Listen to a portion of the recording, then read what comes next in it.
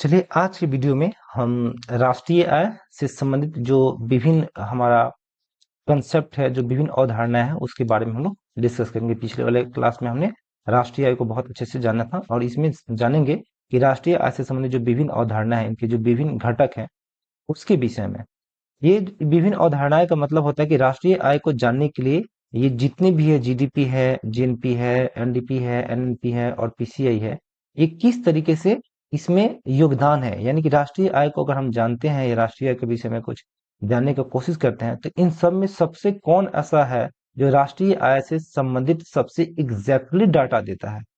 ठीक है, उसी के बारे में हम लोग को पढ़ना है। तो देखिए, पहला जीडीपी के बारे में अगर देखा है तो जीडीपी में होता है क्या, तो ग्रोस डोमेस्टिक प्रोडक्ट। ग्रोस का मतलब है कुल या सकल। डोमेस्टिक मतलब होता है घरेलू, यानी कि डोमेस्टिक में आप सबको पता है घरेलू। और उत्पाद, प्रोडक्ट मतलब उत्पाद। तो अर्थ क्या हुआ कि कुल घरेलू स्तर पे क्या उत्पाद, यानी कि घरेलू स्तर पे उत्पाद, यानी कि घर के स्तर पे उत्पाद, घर के अंदर उत्पाद।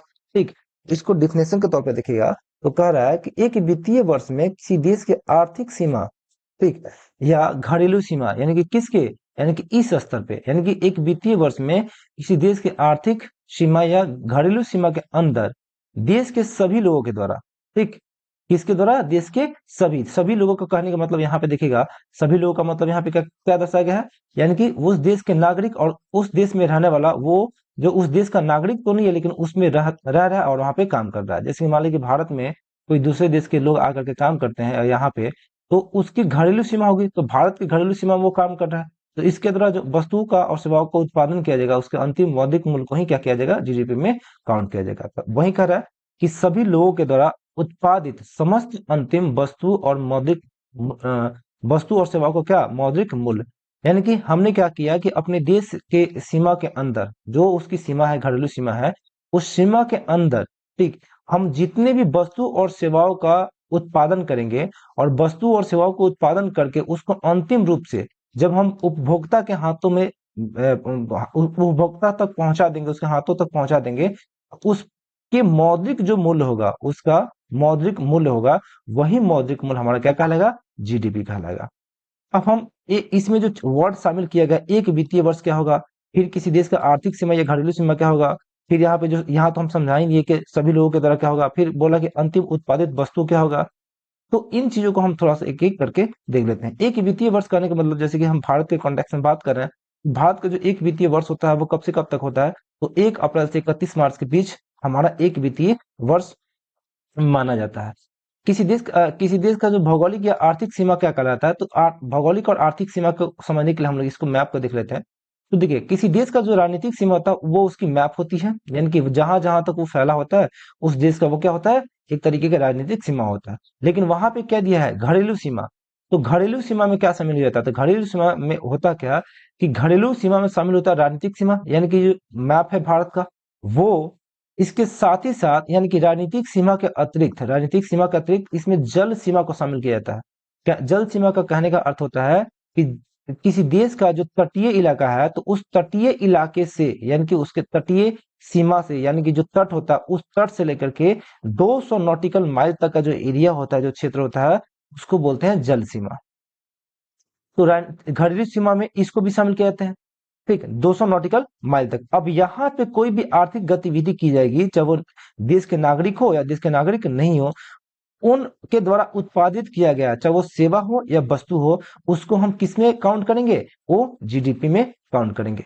फिर दूसरा बोल रहा है कि यहाँ पे देखिए, दूसरा यह है कि विदेशों में स्थित भारतीय दूतावास और सैनिक अड्डे को भी घरेलू सीमा के अंतर्गत ही रखा जाता है। देखिए, मान लीजिए कि कोई भारतीय दूतावास कहाँ पे है, यूएसए में है। मान लीजिए कि कोई सैनिक अड्डा ऑस्ट्रेलिया में है, ठीक है, तो वो जो दूतावास है, उस दूतावास में जो सेवाएं दी जा रही है, भारतीय लोगों के द्वारा दिया जा रही है, तो वहां पे जो सेवाएं दी जा रही है वो किसको दी जा रही है, उपभोक्ता को, किसी व्यक्ति को। तो अंतिम रूप से जो भारतीय लोग किसी ना किसी व्यक्ति को सेवा अपना दे रहे हैं, तो वो अंतिम रूप से सेवा दे रहे हैं, तो वो किसके किसके तरफ से दे रहे हैं, भारत की तरफ से।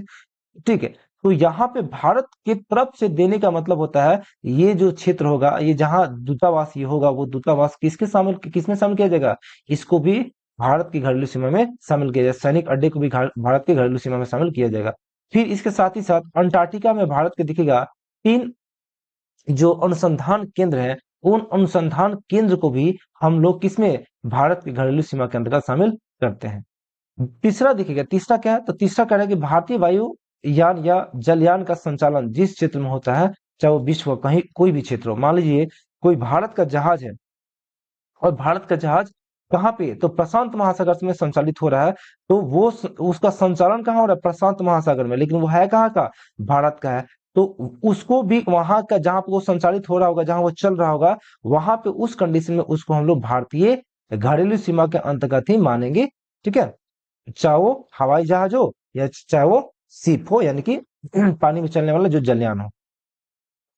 अब देखिए, अगर हम उसी के रेफरेंस से मान लें, उदाहरण के तौर पर हम लोग समझ लेते हैं कि कोई भारतीय एयरलाइन है, ठीक है, और वो एयरलाइन कहाँ पे है, वो जाकर के यूएसए में, यानी कि उस एयरलाइन से कोई यूएसए में जाता है, तो वो यूएसए में जाता है, तो वहां पे भारत के उस एयरलाइन के द्वारा सर्विस दिया जा रहा है।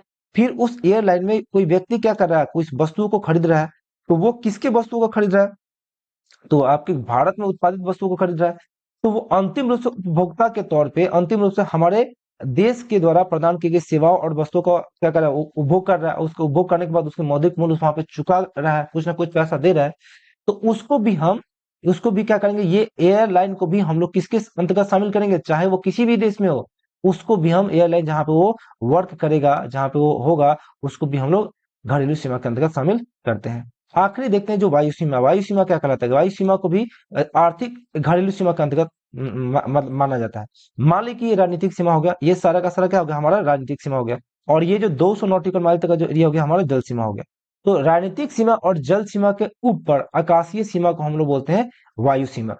ठीक है, तो मेरे हिसाब से मुझे लग रहा है कि आपको सब समझ में आ गया होगा, लेकिन एक और चीज देखिएगा यहाँ पे ध्यान, कि किसी देश में, यानी कि हमारा, हमने इतना तक जाना कि ये हमारा घरेलू सीमा होगा, लेकिन हमारे ही देश में दूसरे देशों का जो दूतावास होगा, वो दूतावास हमारे घरेलू सीमा के अंतर्गत शामिल नहीं होगा। अब चलिए, इसमें जैसे कि हमने शामिल कर दिया है कि राजनीतिक सीमा तो होगा ही होगा, प्लस भौगोलिक सीमा, समुद्रिक सीमा, फिर हवाई सीमा, जो हमने पीछे समझा है। फिर भारतीय जो विदेशों में भारतीय दूतावास को भी घरेलू सीमा के अंतर्गत रखेंगे। फिर सैनिक अड्डे को भी शामिल इसमें किया जाएगा। फिर इसमें जो भारतीय अंटार्कटिका में जो भारतीय अनुसंधान केंद्र है, उसको भी इसके अंतर्गत शामिल करेंगे।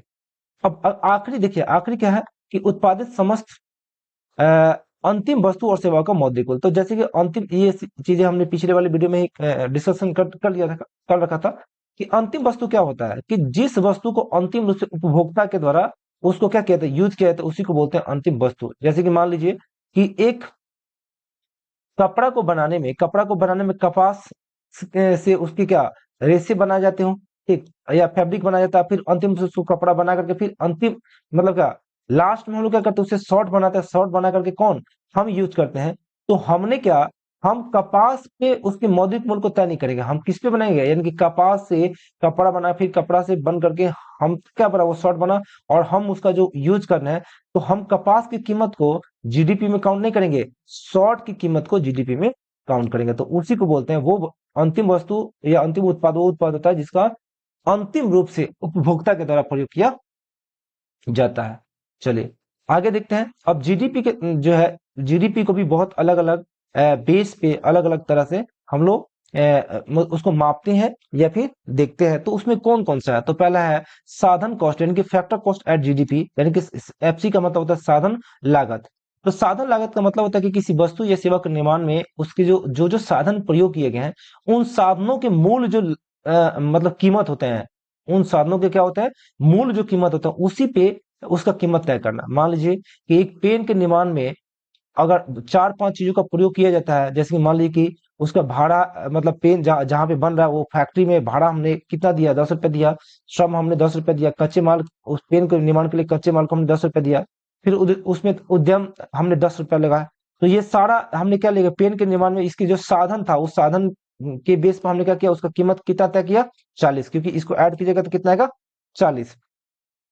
तो ये क्या हो गया कि उस वस्तु का कीमत साधन लागत पे 40 रुपया हो गया। अब इस साधन लागत पे किसी वस्तु की कीमत में अगर हम अप्रत्यक्ष कर जोड़ दें, यानी कि इनडायरेक्ट टैक्स जोड़ दें, और तो इनडायरेक्ट टैक्स जोड़ने के पास अगर उसमें से हम क्या करें, सब्सिडी घटा लें, क्या करें, सब्सिडी, यानी कि देश के द्वारा या सरकार के द्वारा दिया जाने वाला जो आर्थिक सहायता होता है उसको जो घटा ले, तो उसके बाद जो मूल्य बचता है वो मूल्य क्या कहलाता है? तो बाजार मूल्य पर उस वस्तु का कीमत कहलाता है। चूंकि हमें जीडीपी अभी डिस्कस कर रहे हैं तो वो क्या कहेंगे?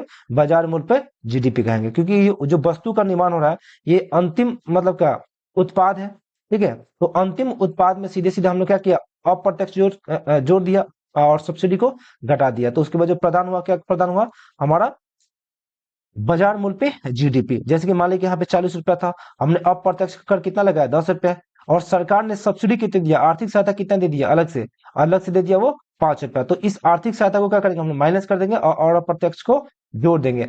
उसके बाद जो मूल्य प्राप्त होगा उस मूल्य को कहेंगे हम बाजार मूल्य पे क्या?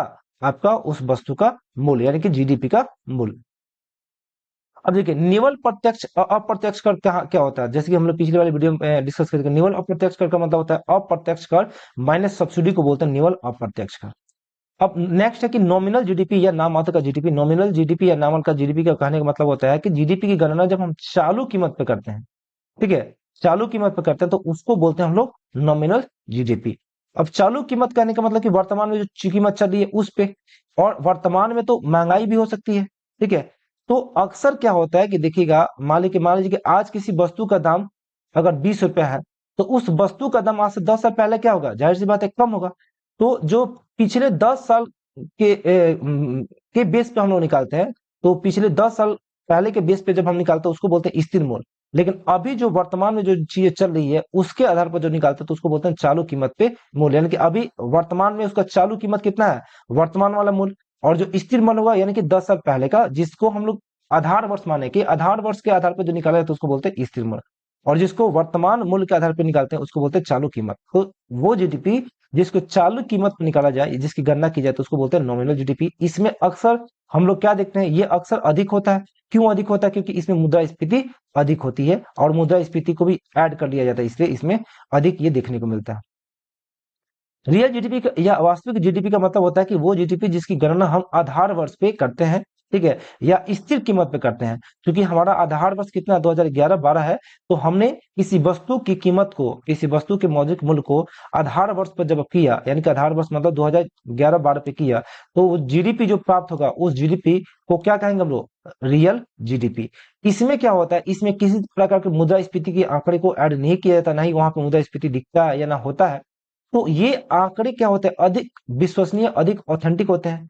और साथ ही साथ ये अर्थव्यवस्था के वास्तविक स्वरूप को भी ये दर्शाते हैं, जिससे पता चलता है कि अर्थव्यवस्था में वास्तविक रूप से क्या है। जैसे कि मान लीजिए कि अभी किसी वस्तु का डिमांड ज्यादा बढ़ गया लेकिन उसका सप्लाई कम हो गया, तो वर्तमान में उसका रेट हो सकता है कि बढ़ जाए।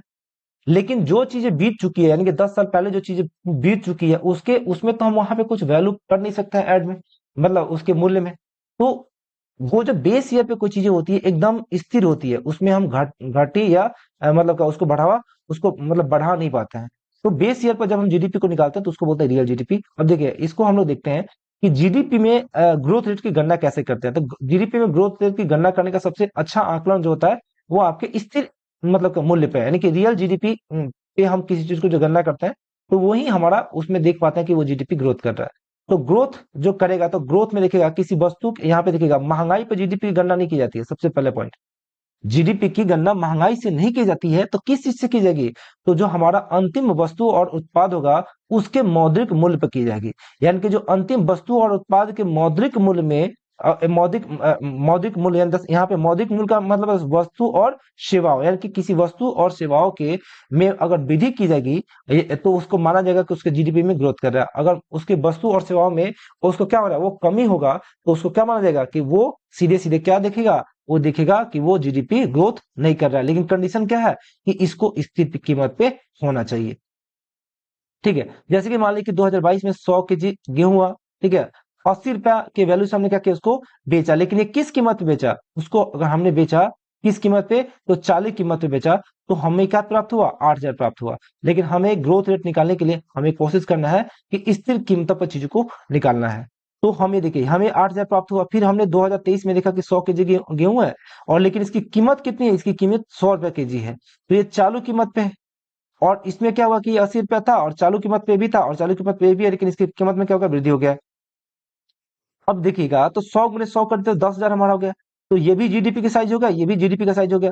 तो ये हमें ज्यादा दिख रहा है, ये कम दिख रहा है। तो हमें ये नहीं समझना चाहिए कि ये जीडीपी जो है, हमारा जीडीपी अब क्या हो गया, ग्रोथ कर गया है हमारा। यहाँ ग्रोथ करने का मतलब महंगाई से नहीं है। और यहाँ पे क्या हो रही है, 100 रुपया जो है 80 रुपया की अपेक्षा क्या है, ज्यादा है। तो यहाँ पे महंगाई है। इसका मतलब कि हमारा जीडीपी ग्रोथ नहीं कर रहा है।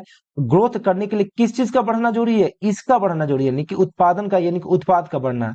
अब देखिए, और साथ ही साथ हमें उसको ग्रोथ निकालने के लिए हमें ध्यान देना होगा किस चीज पे, तो उसके जो हमारा जो स्थिर कीमत है उसके ऊपर निकालना पड़ेगा। और ये दोनों हमें चालिक कीमत पे चीजें देखने को मिल रही है।